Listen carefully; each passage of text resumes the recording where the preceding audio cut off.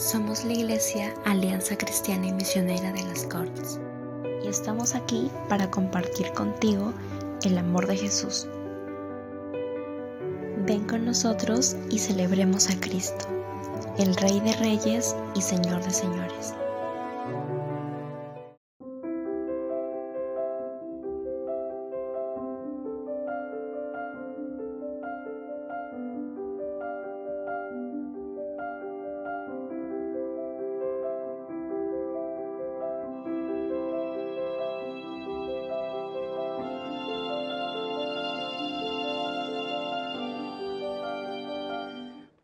Muy bien, buenas tardes, amados hermanos, que el Señor os bendiga a cada uno de vosotros. Bienvenidos a la Iglesia del Señor, bienvenidos a cada uno de vosotros. Es una alegría poder veros, poder reunirnos para alabar al Señor, para adorarle. Amén. Vamos a orar para que el Señor esté guiando este tiempo. Continuamos con el estudio de nuestra carta a los Hechos de los Apóstoles, así que vamos a orar para que Dios esté guiando este tiempo. Oremos a nuestro Señor. Padre, te damos gracias. Gracias, Señor, por estar en medio de nosotros, por la presencia de tu Santo Espíritu, Señor, ministrando, glorificando a Jesús. Ahora te rogamos, Señor, que al abrir tu palabra, tu Espíritu Santo nos guíe. Tu Espíritu Santo inspiró las Sagradas Escrituras. Ahora rogamos su iluminación para comprenderlas, Señor. Padre Santo, haznos comprender lo que no entendemos. Danos lo que no tenemos para ser fieles testigos tuyos. Sácanos de nuestro confort, de nuestra comodidad. Llévanos a ser testigos. Que tu palabra hable a nuestro corazón, para que como la iglesia primitiva, Señor, podamos impactar nuestra sociedad y el mundo entero. Toca nuestros corazones, Señor. Llévanos a ser cada vez más fieles tuyos, para vivir tu palabra y de esta manera ser testigos fieles a ti. Obra tú, Señor. Que tu Espíritu Santo nos hable a cada uno. Utilízame como un instrumento. En el nombre de Cristo Jesús te lo pedimos, Señor. Amén. Amén. Amén. Muy bien, hoy continuamos nuestra serie de predicaciones basado en el libro de los Hechos de los Apóstoles. Amén. Y le hemos titulado a esta serie Testigos hasta los confines de la tierra. La semana pasada comenzamos un tema que le hemos titulado Recursos para ser testigos. Y como hemos visto, Dios nos llama a ser testigos. Le dijo a sus apóstoles cuando resucitó en Lucas 24:48, vosotros sois testigos de estas cosas. Dios nos está llamando a ser testigos. Tú y yo tenemos que ser testigos, como lo vimos la semana pasada. Los testigos son aquellos que hablan de lo que experimentan, de lo que ven, de lo que han oído. Y ellos iban a hablar acerca de Jesús, su experiencia con Jesús. Nosotros también somos testigos de Cristo, de la obra que está haciendo en nosotros, de la obra que está transformadora, que está obrando en nuestra vida. Amén. Él está obrando en nuestra vida y tenemos que ser testigos de nuestro Cristo resucitado. Los apóstoles eran testigos oculares de Él. Eran sus testigos. Aunque vimos, ¿os acordáis la semana pasada que vimos cómo eran los discípulos de Jesús? ¿Os acordáis? ¿Cómo eran los discípulos de Jesús al comienzo? Ajá. Su fe era débil, ¿se acuerdan? Su fe era débil de los discípulos. Cuando Jesús los llevó a orar, o cuando Jesús estaba con ellos, ellos estaban en la barca, ¿os acordáis? En Mateo 8:26. Mateo 8:26 dice, y Él les dijo, ¿por qué estáis amedrentados, hombres de poca fe? Estaban en la barca, estaban con poca fe. Así que el Señor Jesús se levantó, reprendió a los vientos y al mar y sobrevino una gran calma, nos dice la palabra. Pero el Señor les dijo, hombres de poca fe, ¿por qué tienen poca fe? Así eran al comienzo, eran hombres con una fe débil. Los discípulos también tenían una vida de oración pobre. El Señor Jesús los llevó en un momento difícil. Ya iba a ser apresado nuestro Señor Jesús. Eran momentos previos a su crucifixión o días previos a su crucifixión. Los lleva a orar. ¿Y qué hacen los discípulos? Se duermen. Mateo 26, 40, 41 dice, vino entonces los discípulos y los halló durmiendo. Y dijo a Pedro, ¿con que no pudiste velar una hora conmigo? Velad y orad para que no entréis en tentación. El espíritu está dispuesto, pero la carne es débil. Vida de oración pobre. Vimos también la semana pasada que los discípulos no fueron muy leales para con su Señor. Cuando apresaron al Señor Jesús, ¿qué hicieron los discípulos? Dieron su vida. Huyeron. Pedro lo negó 3 veces. Así eran ellos. Eran hombres de poca fe, vida de oración muy pobre, no eran leales con el Señor, no fueron muy leales con el Señor, eran temerosos, porque cuando los romanos, en coalición con los judíos, crucificaron a Jesús, ellos estaban escondidos.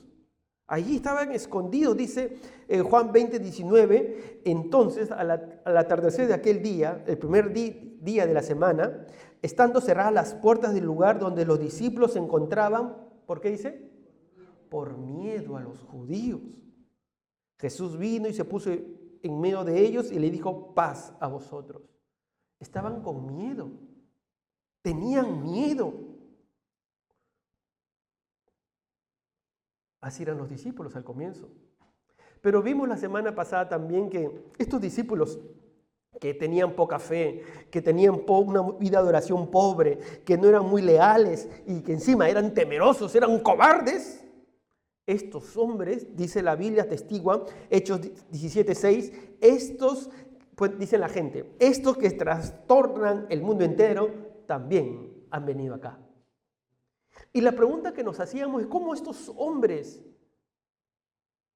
débiles, de poca fe, pobre vida de oración, temerosos, no muy leales, pudieron transformar el mundo entero. Pues vimos que nuestro Señor Jesús le dio recursos que los transformó para que sean testigos efectivos de Cristo. Recursos. Y la semana pasada hablamos de 2 recursos, ¿os acordáis? 2 recursos. El primer recurso, ¿cuál era? El Señor les dio el mensaje. Hechos capítulo 1, como ha leído André, Hechos capítulo 1, versículos del 1 al 3 dice, el primer relato que escribí, Teófilo, trató de todo lo que Jesús comenzó a hacer y a enseñar, hasta el día en que fue recibido arriba, después que por el Espíritu Santo había dado instrucciones a los apóstoles que había escogido, a quienes también, después de haber padecido, se presentó vivo con muchas pruebas indubitables, apareciéndoles durante 40 días y hablándoles acerca del reino de Dios. Vimos que el Señor Jesús estuvo con ellos. Ya había estado con ellos 3 años, ya les había enseñado acerca del evangelio del reino. Estuvo 3 años con ellos y luego estuvo con ellos 40 días después de su resurrección, ¿hablando de qué? Hablando del reino de Dios. Y dedicamos un tema para hablar del reino de Dios, hablando que Jesucristo, nuestro Señor, inauguró el reino. Él era el reino, Él traía el mensaje del reino y Él era el reino. Dice Lucas 4:23, y Jesús iba por toda Galilea, enseñando en sus sinagogas y proclamando el evangelio del reino y sanando toda enfermedad y toda dolencia en el pueblo. Jesús nos trajo el evangelio del reino. Él era el evangelio del reino.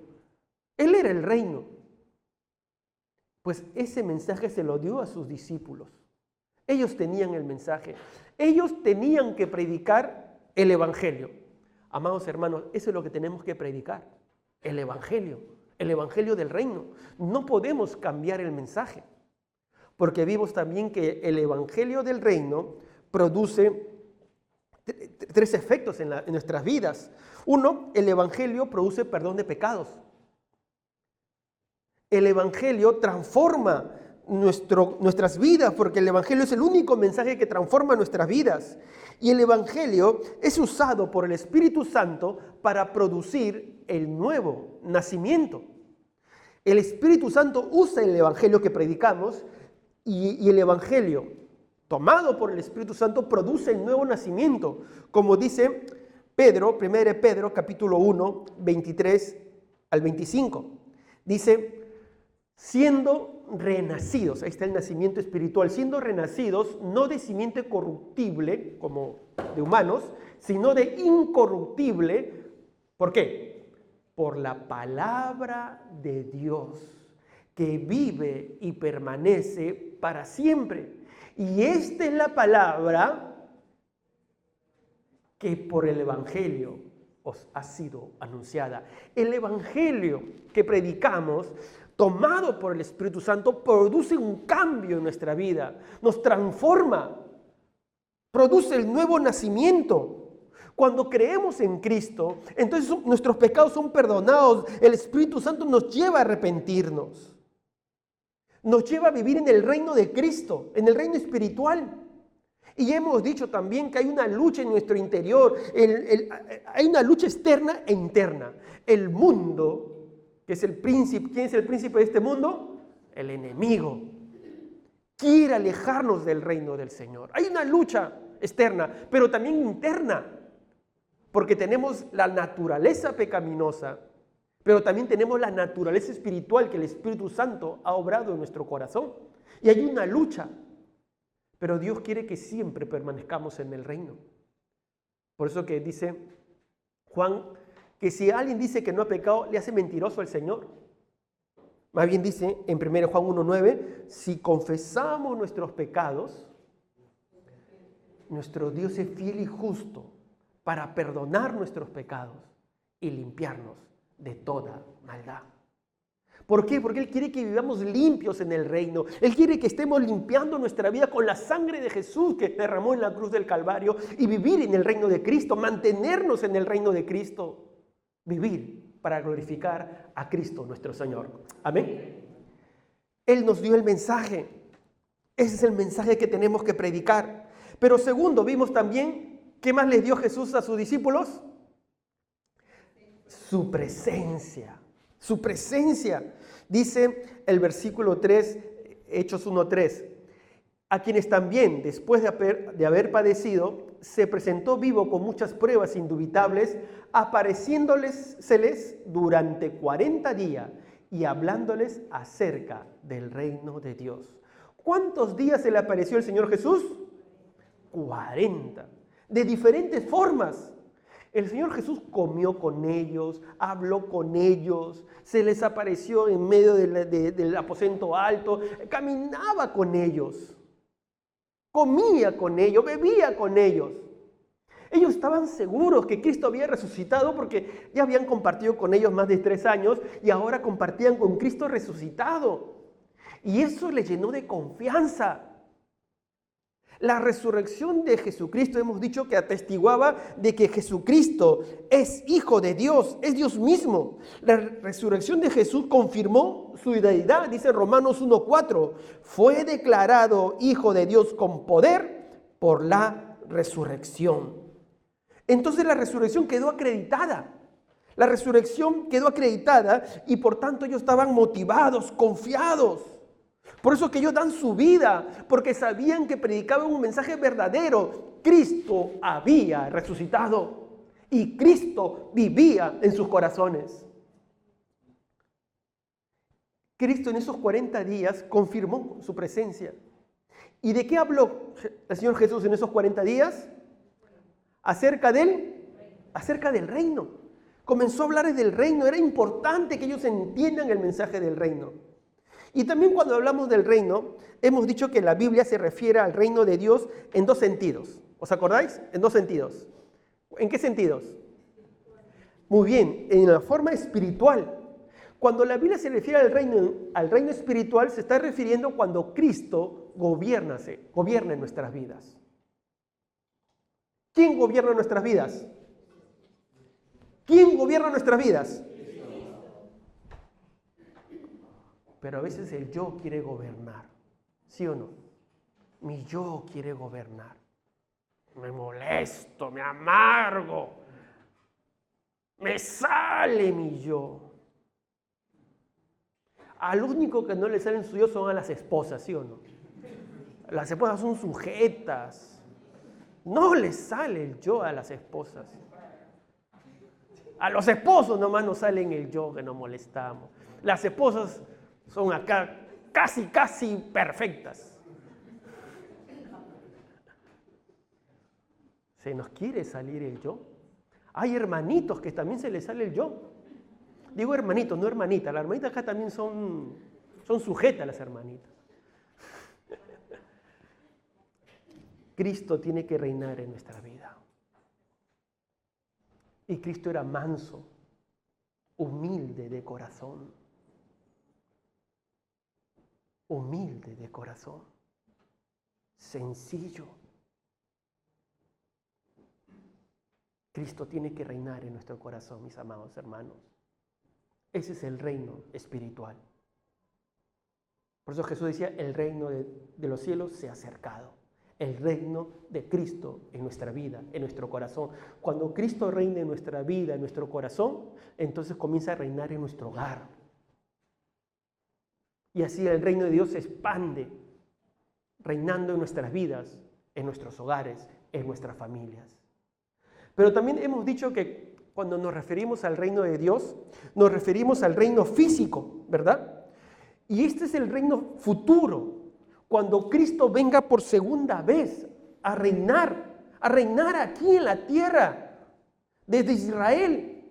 Eso nos habla acerca del milenio, Apocalipsis capítulo 20, el reino milenial de Cristo. Es el reino físico que Cristo tendrá aquí.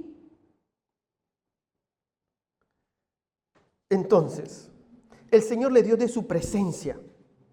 El Señor le dio el mensaje.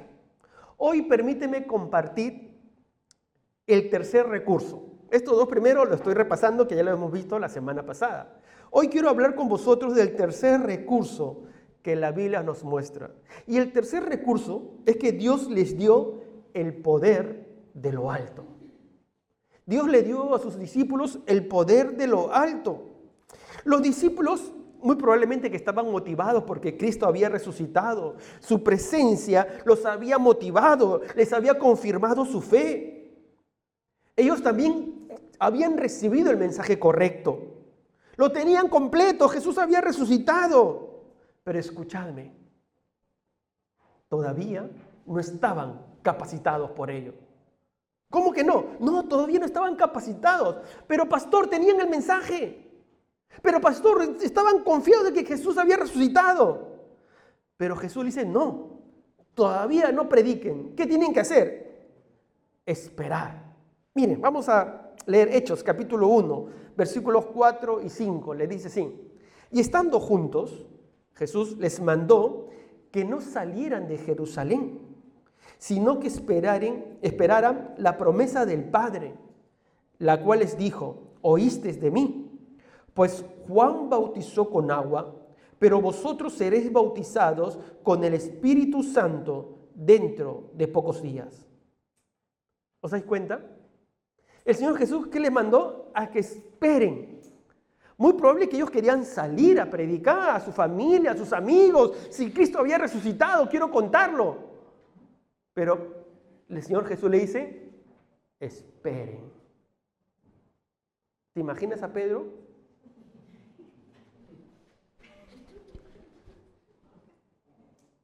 Pero ya habían aprendido a ser obedientes. Ya habían aprendido a ser obedientes. Esperaron en Jerusalén. ¿Por qué era importante que esperen en Jerusalén? Porque tenían que ser primeramente bautizados con el Espíritu Santo. Esa es la promesa que dice del Padre. Es decir, ya estaba en el Antiguo Testamento. Dice, sino que esperasen la promesa del Padre, la cual les dijo, oísteis de mí.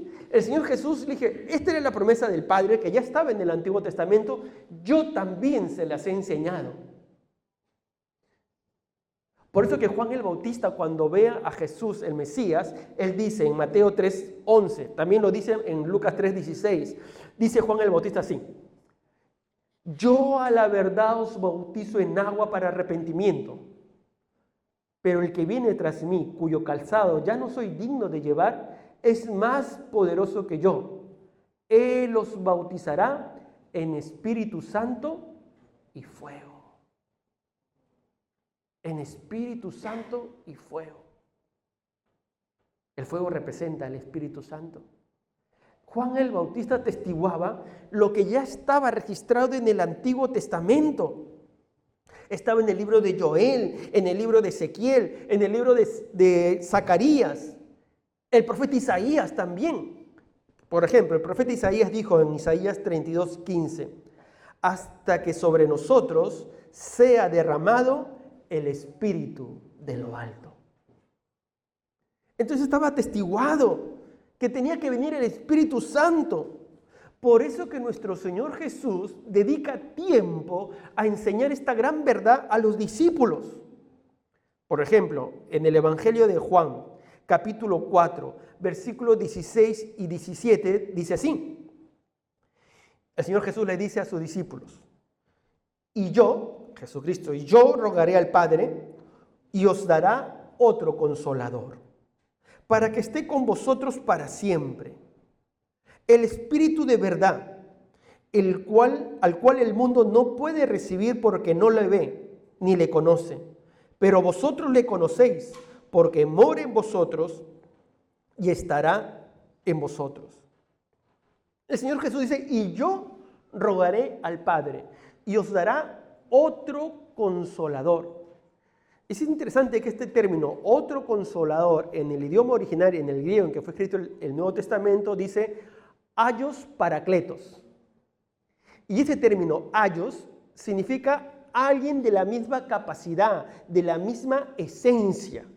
O sea, Dios iba a enviar a alguien de la misma divinidad, la misma esencia de divinidad que tenía Jesús y el Padre. Y la palabra consolador, Parakletos, significa alguien que viene a ayudar.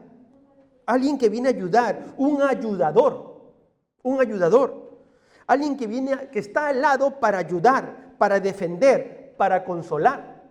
Por eso que ese término Parakletos se usaba también para los abogados, el abogado defensor. Se llamaba también Parakletos. Entonces a los abogados que defendían se le llamaban Parakletos. Y este es el término que se le da al Espíritu Santo. Alguien de la misma esencia, de la misma divinidad, que vendría para ser el ayudador de los creyentes. Y dice: yo rogaré al Padre y os dará otro consolador para que esté con vosotros. ¿Para qué?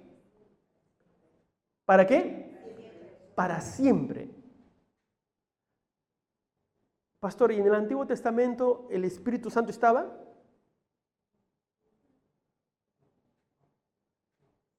Sí estaba. Se manifestaba en el Antiguo Testamento, pero no estaba siempre. Se manifestaba en determinadas personas, reyes, profetas, sacerdotes, aún también jueces, pero se manifestaba y luego retornaba al Padre. Pero la promesa es que iba a estar para siempre. Para siempre. Entonces, esa era la promesa que Dios había dado en el Antiguo Testamento y que Jesús la estaba explicando. Que ahora el Espíritu iba a estar para siempre. Cuando un creyente viene a Jesús, entonces el Espíritu viene a su vida y mora para siempre en nuestra vida. Jesús dice: el Espíritu de verdad, al cual el mundo, ¿qué dice el mundo? No puede recibir, porque no le ve, ni le conoce. Claro, el mundo no entiende del Espíritu Santo, lo confunde con el espíritu humano.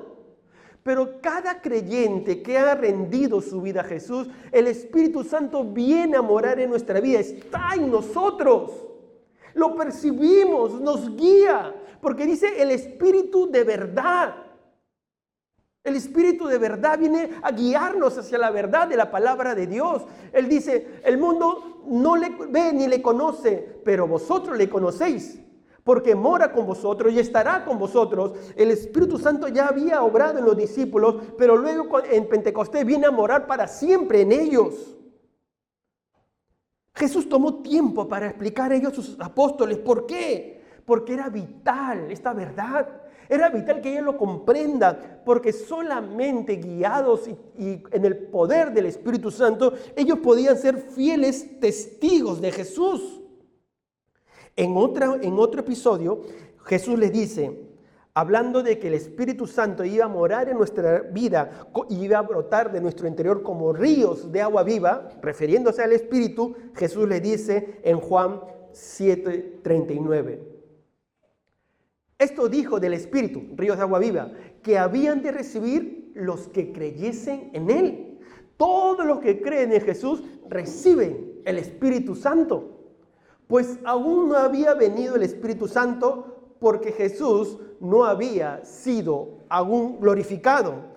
¿Qué se necesitaba para que venga el Espíritu Santo?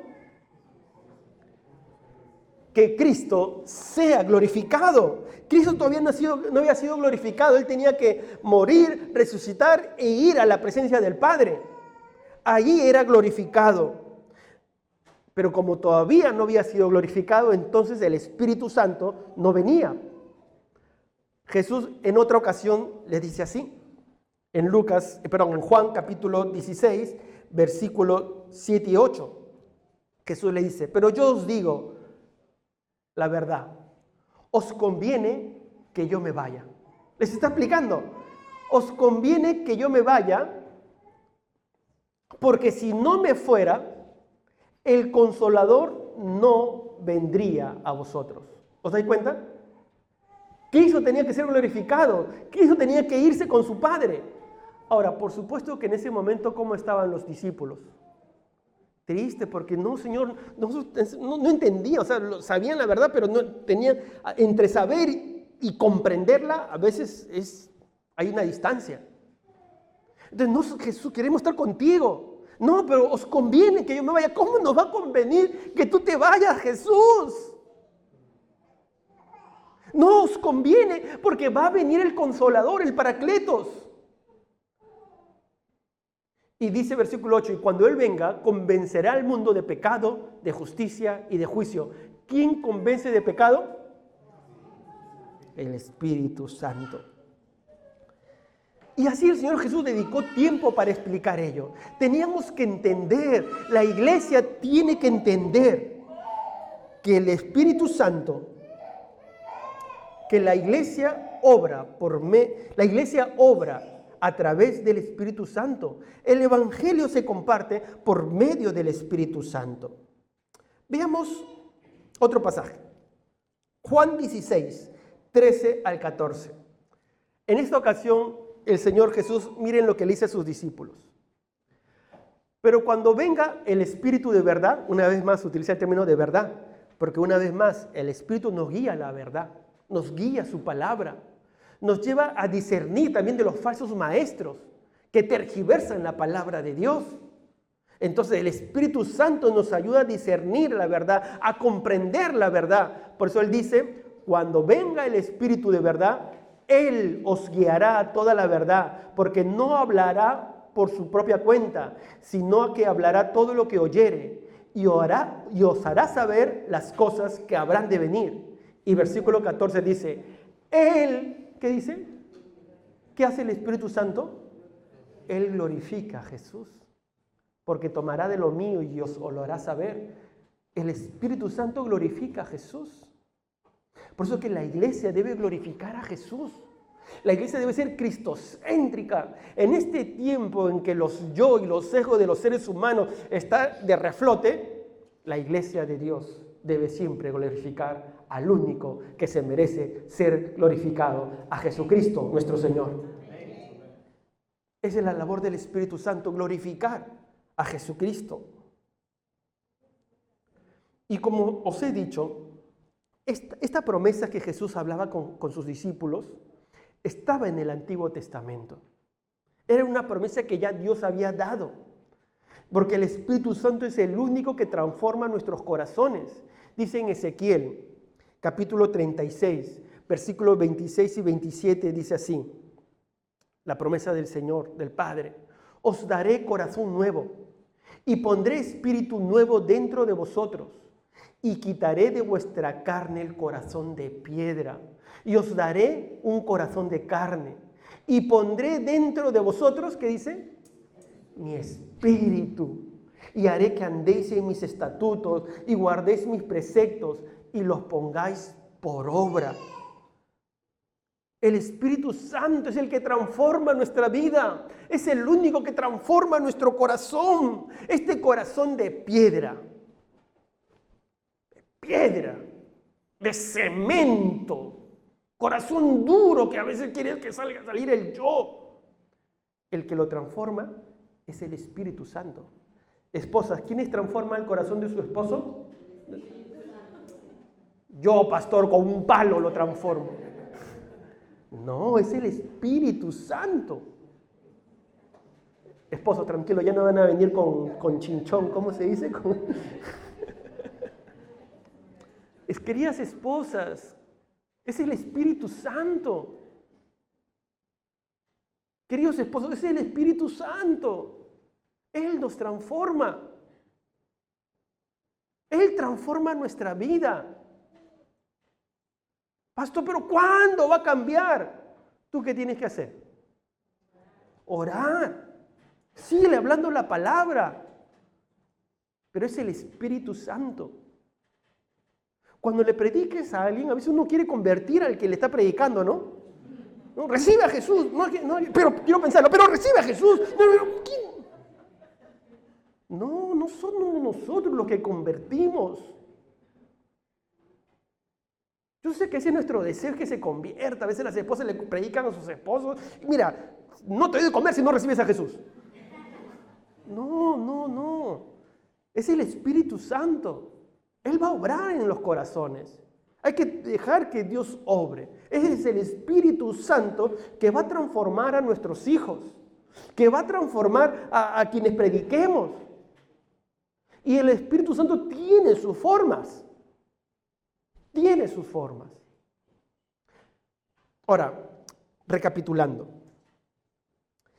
Jesús les había dado su presencia. Jesús les había dado el mensaje correcto. ¿Pero qué necesitaban? El poder correcto.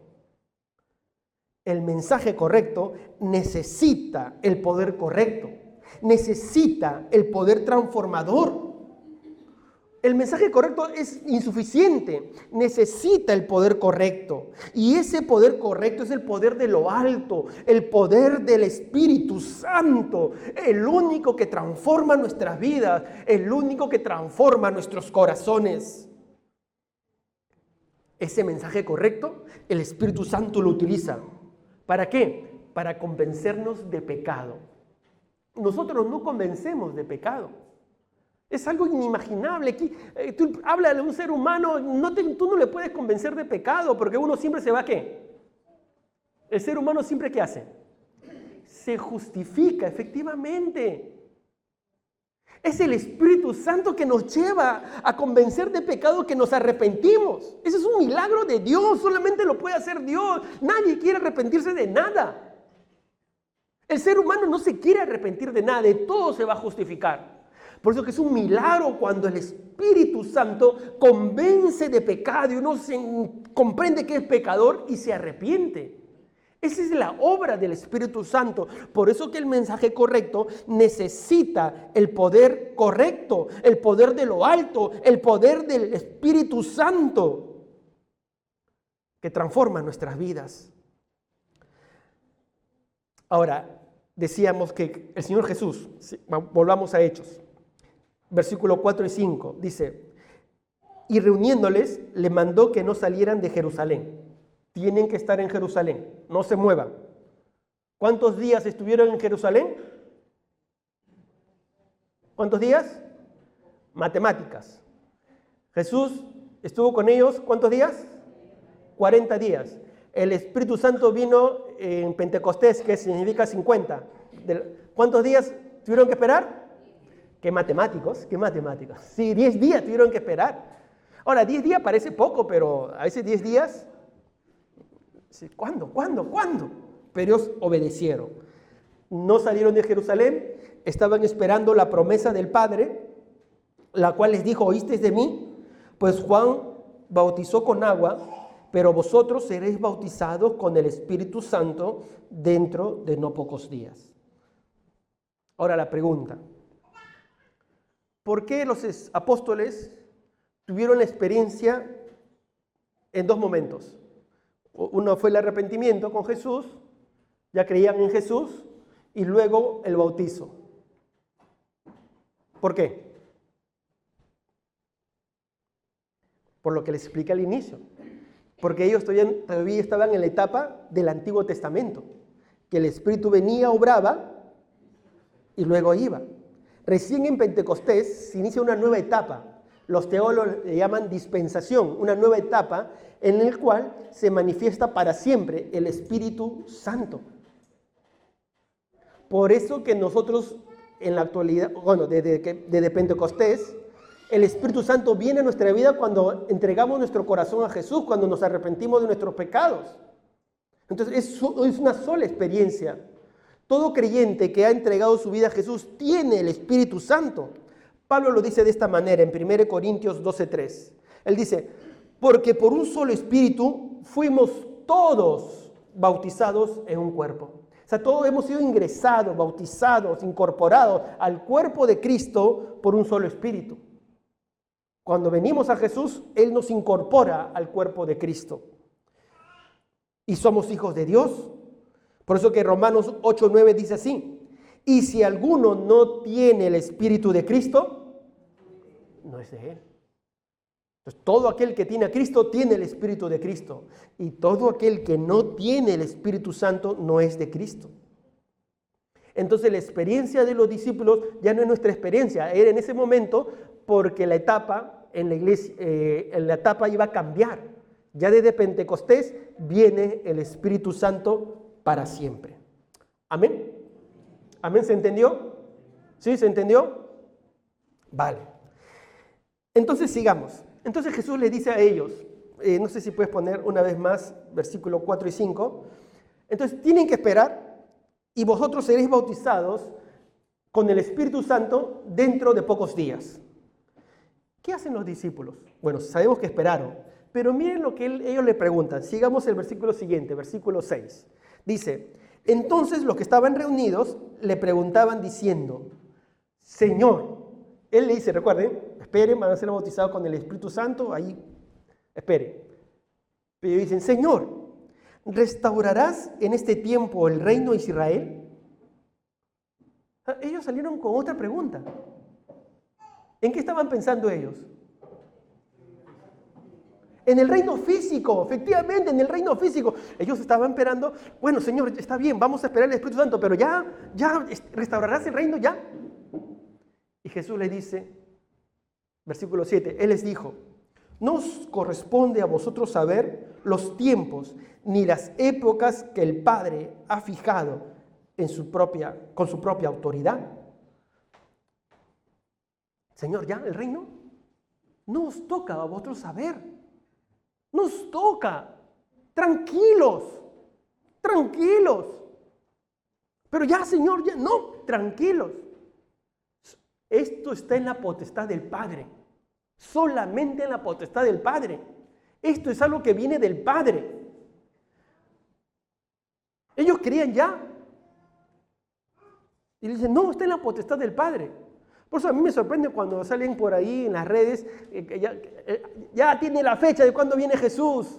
No sale, no, si solamente está en la potestad del Padre. Y claro, ellos esperaban que ya iba a venir, ya. Pero ya pasaron un poco más de 2000 años y todavía Jesús no ha venido. Entonces tenemos que confiar en que un día vendrá Jesús, no sabemos cuándo. Pero vendrá. Entonces, retornemos. Jesús le está diciendo, esperen en Jerusalén para que seáis bautizados con el Espíritu Santo. Ellos, sí, amén, pero el reino, ya Jesús dice, a vosotros solamente eso está en la potestad del Padre. Versículo 8. Pero, le dice el Señor Jesús, recibiréis poder cuando haya venido sobre vosotros el Espíritu Santo. Y me seréis testigo en Jerusalén, en toda Judea, en Samaria y hasta lo último, hasta los confines de la tierra o hasta lo último de la tierra, como dice Reina Valera. Dice, miren, vosotros no os preocupéis si ya vengo o no vengo a instaurar el reino de Israel. Esto es más importante. Esto es más importante. Vosotros debéis preocuparos en ser mis testigos. Y para que vosotros seáis mis testigos, necesitan el poder de lo alto. Necesitan el poder del Espíritu Santo. Porque un testigo necesita el mensaje correcto y el poder correcto. Porque si no, no va a ocurrir nada. No va a ocurrir transformación. Si solamente hablamos del mensaje correcto, no va a ocurrir nada. Ellos necesitaban el poder correcto, el poder de lo alto, el poder transformador del Espíritu Santo. Esta palabra poder, que está en Hechos 1:8, esta palabra poder viene del original dunamis. Y esta palabra dunamis en griego derivó la palabra castellana dinamita. ¿Y qué hace una dinamita? Explosión. Y eso es el poder del Espíritu Santo cuando viene a nuestra vida. Nosotros tenemos nuestros argumentos, ¿no? Nuestros argumentos que se construyen en nuestro corazón. Argumentos, murallas, fortalezas. Pero el Espíritu Santo viene como dinamita que explota todos nuestros argumentos y que nos lleva a humillarnos a Jesús. El Espíritu Santo es el poder que transforma todo nuestro ser. El hombre más duro, la mujer más dura es transformada por el Espíritu Santo. Entonces, para ser testigos de Cristo, para ser verdaderos testigos de Cristo, necesitamos del poder transformador del Espíritu Santo. Necesitamos del poder capacitador del Espíritu Santo. Necesitamos la sabiduría del Espíritu Santo. Necesitamos de su llenura. Ya tenemos el Espíritu Santo. ¿Cuántos dicen amén? Pero necesitamos de su llenura. Ser llenos del Espíritu Santo. Pablo lo dice en Efesios capítulo 5, versículo 18. Sed llenos del Espíritu. Mis amados hermanos, tenemos el Espíritu Santo, pero tenemos que ser llenos del Señor. Llenarnos de Dios, llenarnos de su Espíritu. Y eso lo lograremos cuando vivimos una vida limpia de pecado. Una vida limpia de pecado. Limpiarnos en la sangre de Jesús, confesando nuestros pecados, arrepintiéndonos de nuestros pecados. La Biblia dice en Efesios 5:30, dice, y no os contristéis al Espíritu Santo. Lo contristamos cuando pecamos, porque dice, con el cual fuiste sellado para el día de la redención. Cuando venimos a Jesús viene el Espíritu Santo, es como un sello que en ese tiempo los sellos indicaban pertenencia, propiedad. Entonces viene el Espíritu Santo y es la muestra de que pertenecemos a Jesús, pertenecemos al Señor, a Dios. Pero no contristéis, no vivamos vidas de pecado. Tenemos que vivir vidas limpias del pecado. Tenemos que vivir vidas que no ofendan al Señor. Vivir vidas que agraden al Señor. Por eso que el creyente tiene que vivir una vida llena del Espíritu Santo. El creyente se puede enfriar. Puede contristar al Espíritu Santo. Y puede reinar de nuevo más el yo que el Espíritu Santo. Amados, tenemos que cuidar nuestras vidas. Tenemos que agradar al Señor, vivir vidas limpias del pecado, vivir llenos del Espíritu Santo. Vidas llenas del Espíritu Santo son vidas que Dios utiliza y las utiliza para transformar este mundo. Comenzará transformando nuestras familias y segundos serán usadas para transformar nuestra sociedad y el mundo entero. Jesús mismo fue lleno del Espíritu Santo.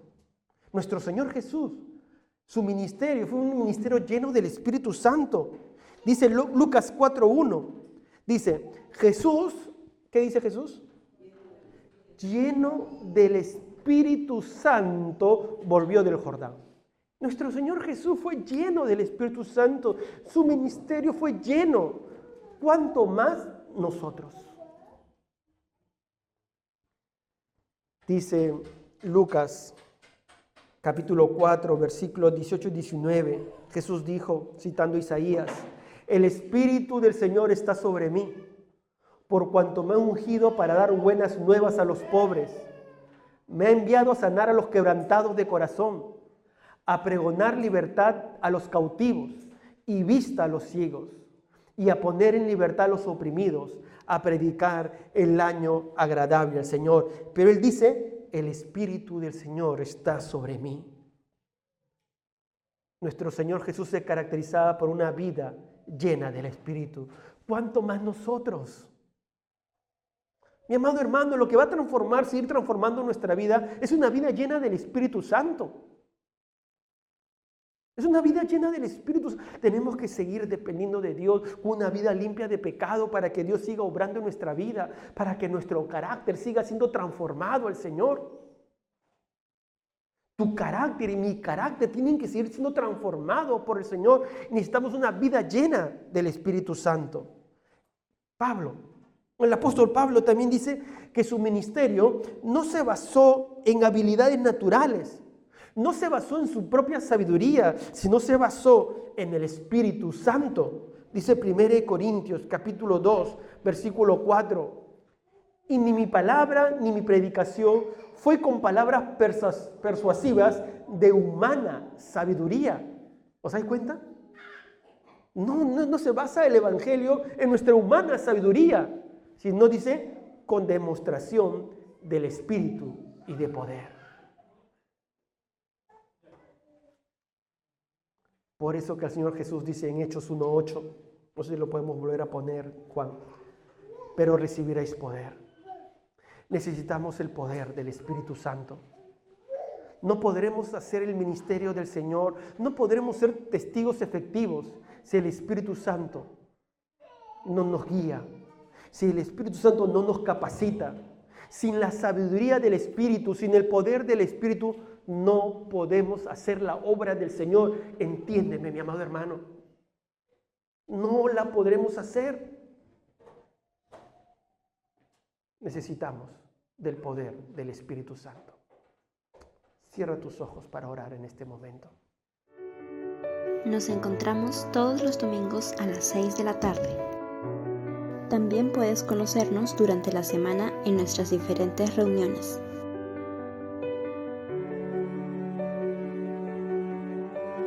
Síguenos en nuestras redes sociales.